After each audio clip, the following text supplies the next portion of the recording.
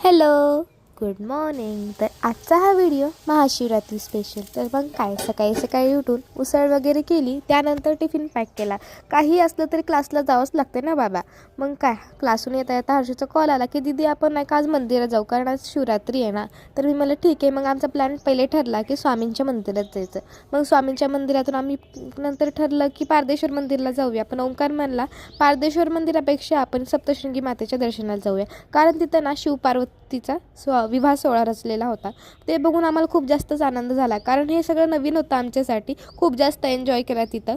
त्यानंतर काय म्हणतात 9:15 वाजले होते, खूप जास्त उशीर झाला होता. आणि ओंकार म्हणला मी तर काय बोलू, तू व्हिडिओ घेतेस, मी मला काहीही बोलू नको. 9:15 वाजले होते. मग पारदेश्वरचा तर प्लॅन कॅन्सलच करावा लागला, कारण घरून खूप जास्तच कॉल येत होते. त्याच्यानंतर म्हणलं कुठंतरी जाऊया. मग उद्देश्वरला जावंच, कारण उद्देश्वर मंदिर हे घरापासून खूप जास्त जवळ होतं. मग तिथंच पाया वगैरे पडले. दर्शन केल्यानंतर हर्षूला सोडलं. हर्षूला सोडलं तेव्हा कृष्णा म्हणतोय माझ्यासाठी काहून काही आणलं नाही. मी मला पागल आज हे आहे ना, उपवास आहे ना. तर तो म्हणला हां मग ठीक आहे, तू वाचलीस आता. त्यानंतर काय साबुदाण्याचे वडे वगैरे खाल्ले. आजचा व्हिडिओ हा इथंच संपला. बाय.